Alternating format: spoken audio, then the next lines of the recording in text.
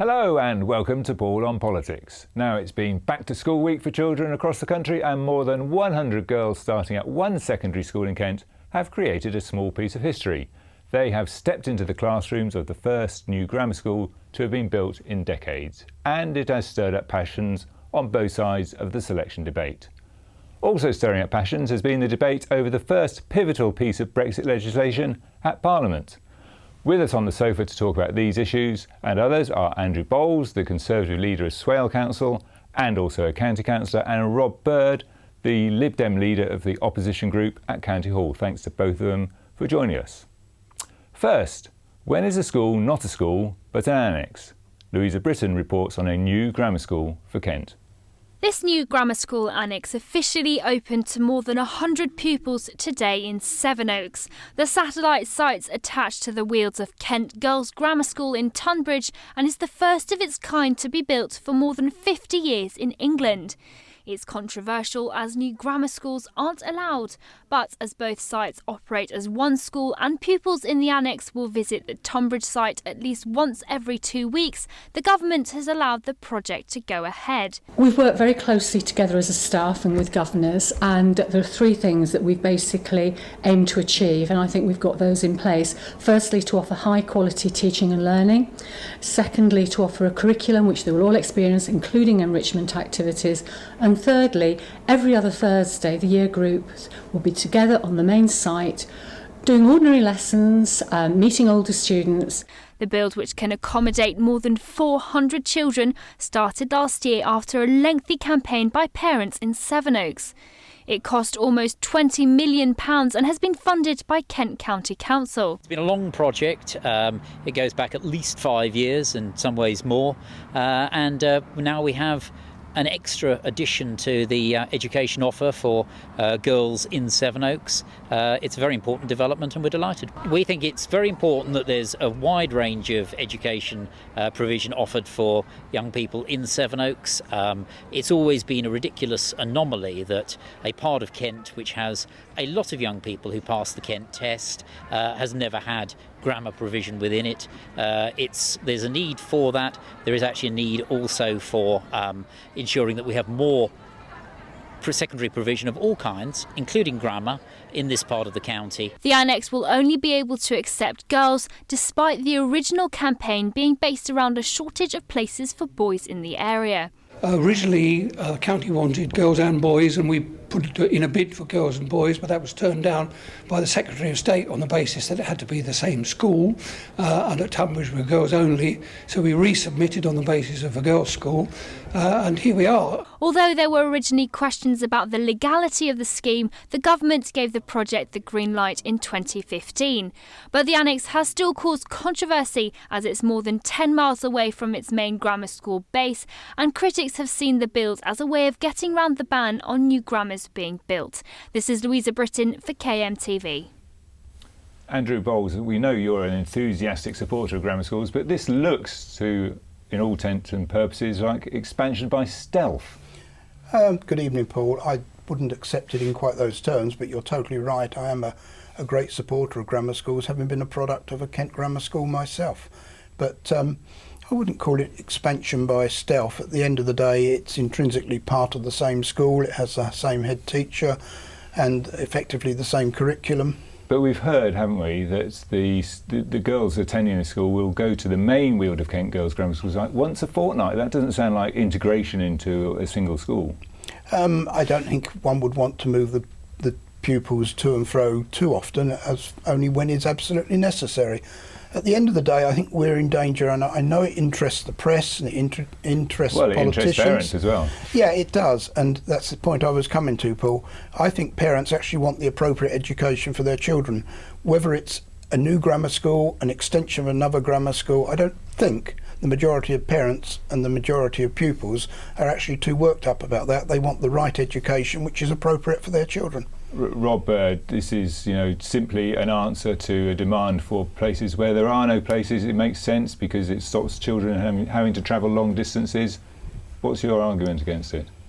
Well, we would welcome this new school. We welcome all new schools. The County Council is really struggling to provide capacity at primary and secondary level.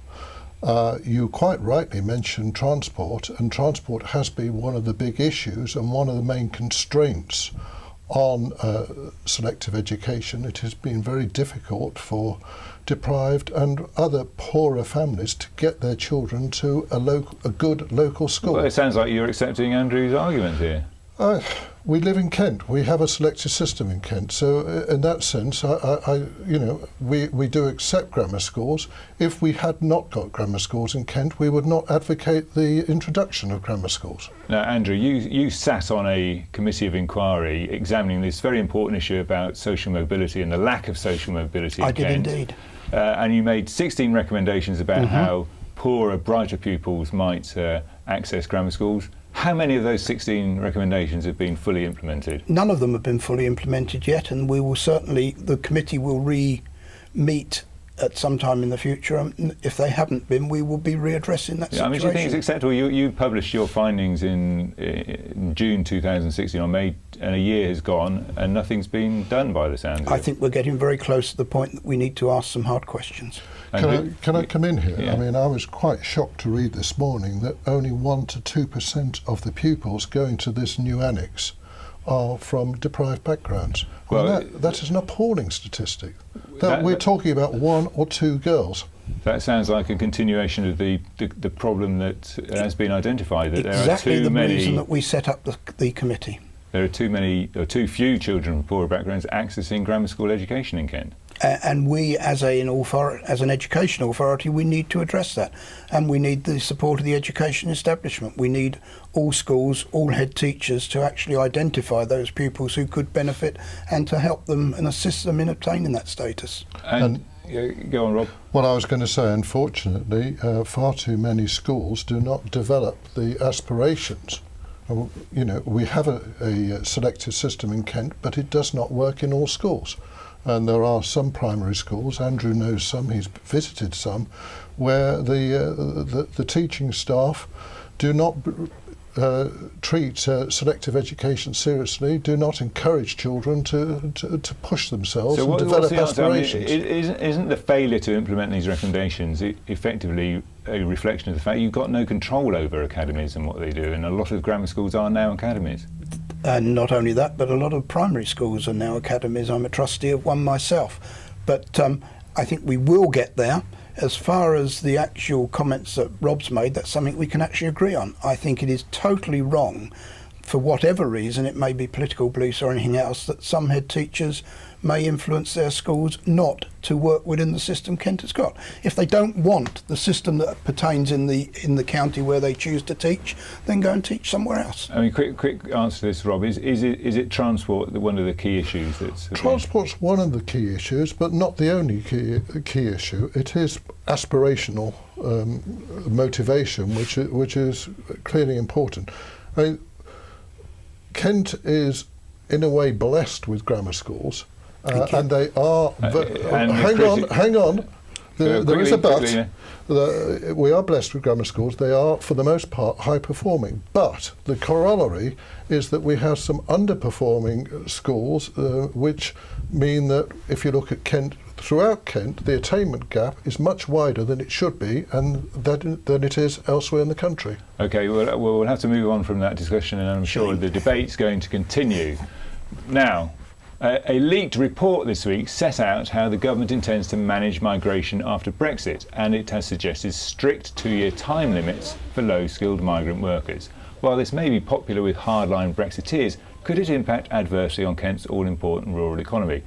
Andrew, I know you've got an interest in the rural economy, which you identified as the biggest single employer in the county. Correct. Are you concerned about the unwanted repercussions of this piece of legislation? I will be concerned if that is not addressed. I mean, I am an ex-farmer and grower, and I am concerned that if no allowance is made for that fact, it could be a problem. It's not only the agriculture industry, it applies to 2 of our other major industries, i.e. health and social care, and also to the tourism industry.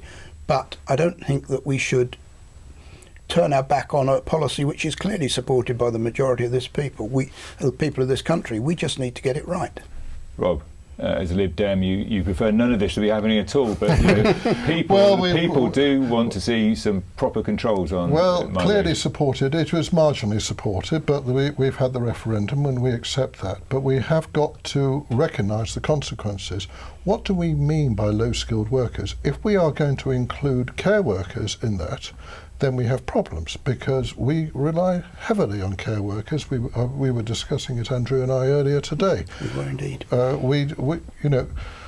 Almost 30% of our nurses in the country are foreign nationals. It does sound like you are both agreeing on a central point here. The problem is, unfortunately, the government doesn't seem to be recognising these issues. I mean, should there be exemptions for seasonal workers, Andrew? I think there should. Yes, I've always maintained that. Whether that would be in the very long term or just in the medium term, but certainly at this moment in time, you need exemptions. And unfortunately, the MPs for Maidstone and Faversham and Mid Kent, we have the same MP there, approached the Secretary of State for the Environment just before the general election to discuss this, and got a zero response from that department. Well, maybe the election has focused the minds of ministers, so we'll wait and see on that. When we come back, we'll be taking the pulse of a radical reorganisation of healthcare care in Kent and asking whether PMQs is a waste of time, plus a crackdown on dog owners who don't carry enough poo bags. Don't go away.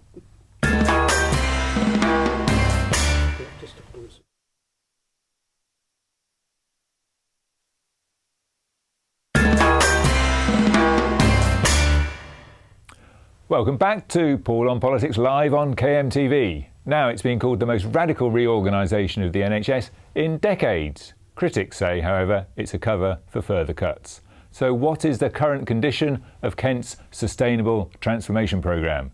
Labour MP Rosie Duffield had some harsh words to say about it in her maiden speech this week. There is real anxiety in the constituency I now represent about the future of our local NHS, and in particular the Kent and Canterbury Hospital. Over the past decade, it has lost vital services. We now have absolutely no A&E. The maternity unit, which gave me such wonderful care when I had my two boys, has gone. And only a few months ago, the KNC lost 3 major services, those being heart attack, stroke and pneumonia. But remember, the threat to our hospital is not happening in isolation. The problems facing our NHS arise from government policy affecting the whole of England.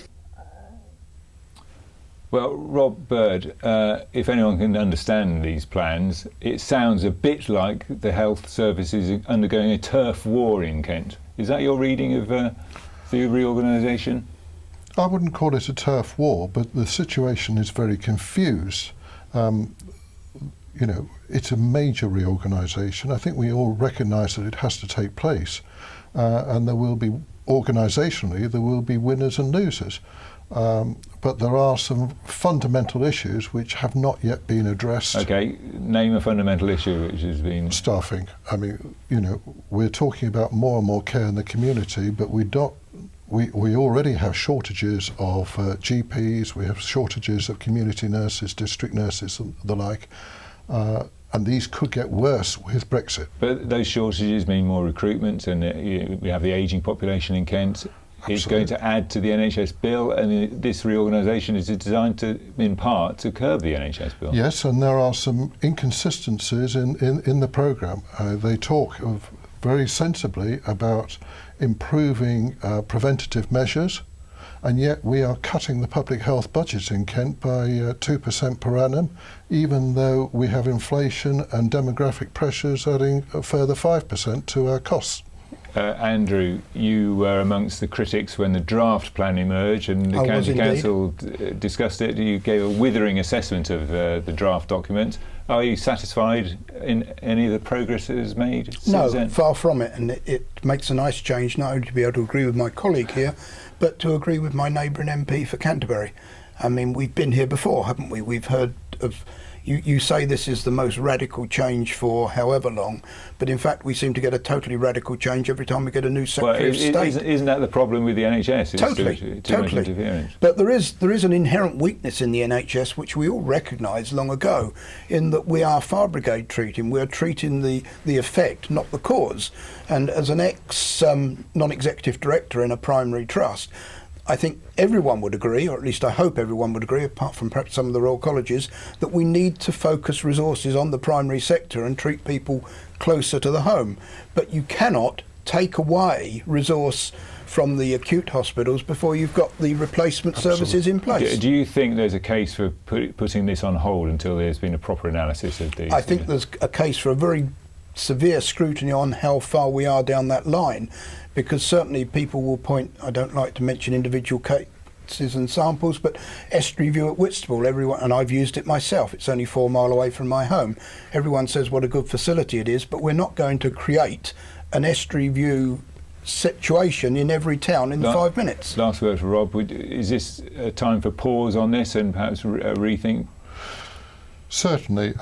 We have got to address the issues of resources first. That is fundamental. Andrew's right. I mean, primary care has to be in place before you start reducing the acute care. OK, well, that debate is another one which is going to go on, and with the Parliament returning this week came Prime Minister's questions. While plenty of people enjoy the gladiatorial skirmishes, others say it shows politicians in a poor light and MPs behaving like quarrelsome teenagers. Faversham and Mid-Kent MP Helen Whately was fortunate to get a question in this week. Here's what she had to say. Living near a natural green space is good for your physical and mental health. But those in the most deprived areas of this country are the least likely to do so.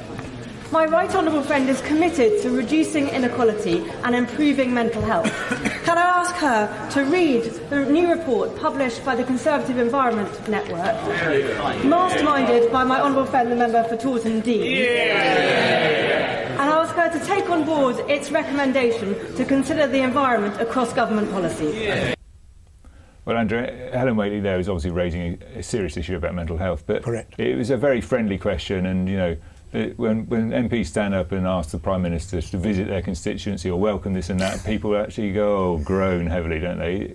Do you like PMQs, or do you think... I don't like PMQs at all, and I prefer your second statement to the one you made before you introduced Ms Whately's comment.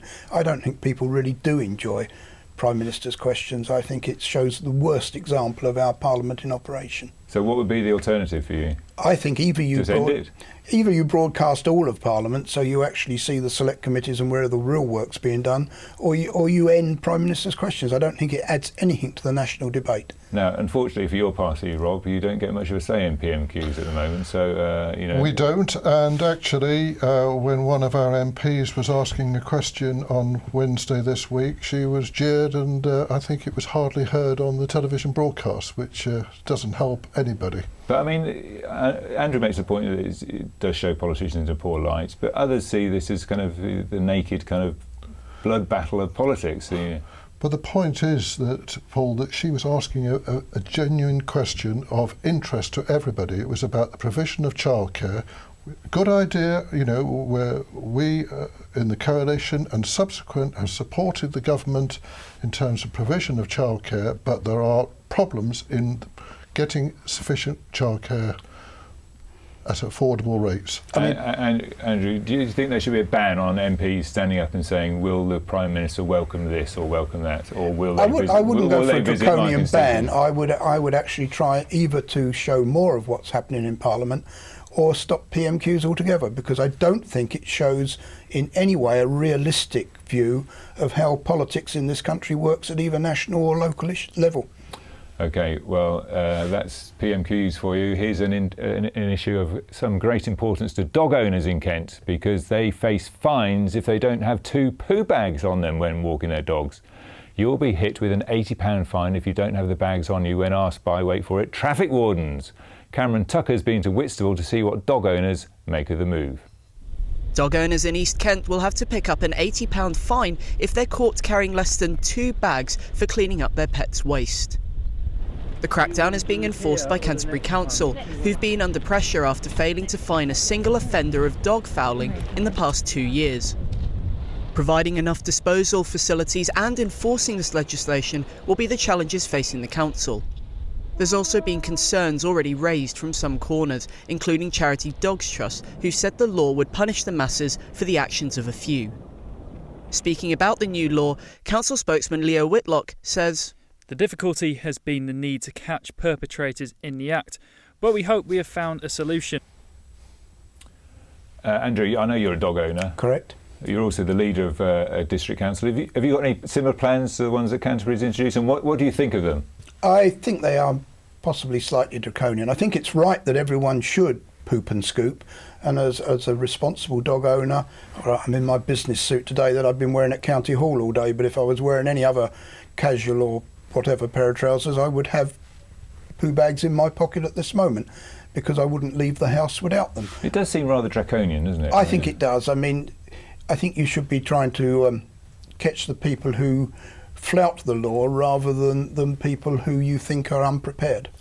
Rob, it'd be a bit of a surprise if someone came up to you in a park and said, "Can you show me how many poo bags you got in your pocket there, sir?" It'd be an even bigger surprise if the two dogs I'd had with me had made me use those poo bags and I'd already disposed of them responsibly. I think this is a very difficult subject. When our children were younger, they would sometimes come back from school or play in the park or something, and you take one look at them or smell them and realise just how revolting dog poo is. Yeah, so it's a serious issue, isn't it? But it seems to me that actually people have actually, in the main, act fairly responsibly. It can only be a few who don't. I wish I could agree with you, Paul, and I'm sure the majority do. But as someone who represents a very large rural division with 23 parish councils, I can tell you this is a constant complaint that comes up everywhere. There are a certain number of irresponsible dog owners.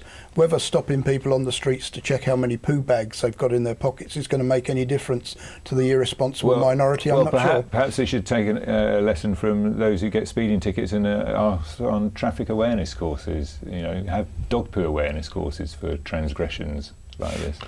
I think the main issue is actually catching the culprits here, and that's not just the dogs, it's the owners of the dogs. All too often the problems are caused when nobody knows who owns the dog. Yeah, so obviously enforcement is an issue. Do you think it's just a threat there that Canterbury Council has made, which they hope will act as a deterrent? Well, certainly as the leader of the adjacent borough, we'll be keeping a close eye on what happens. If it does have a deterrent effect, then I wouldn't have any major reservations about going along those lines, but I would need proof first. And how about you, Rob? Would you think that Maidstone ought to follow in these footsteps or steer clear of such a draconian measure? Let's see how Canterbury get on first. OK. Well, I'm afraid that the clock's against us, as always. Thanks very much to our guests for coming in. That's all from us here at Paul on Politics tonight. We'll be back soon. See you again. In the meantime, you can catch up on all the latest news in Kent by logging on to kentonline.co.uk or listening to KMFM or following me on Twitter at Paul on Politics. Have a great evening.